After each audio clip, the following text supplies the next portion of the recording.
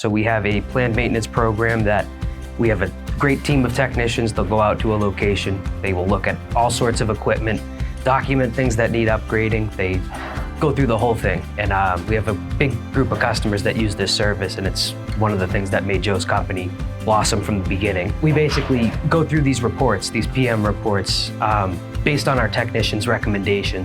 And we highlight the things that our customers should be doing just to make sure that they know what they have going on in their kitchen so they can trust us with anything that they have going on. So we're the office support to help with the technician's recommendations and put everything together. That's the whole point of planned maintenance. You want to address an issue before it happens. And our technicians look for these leading signs that are something's chattering, there's a noise that's coming out of something.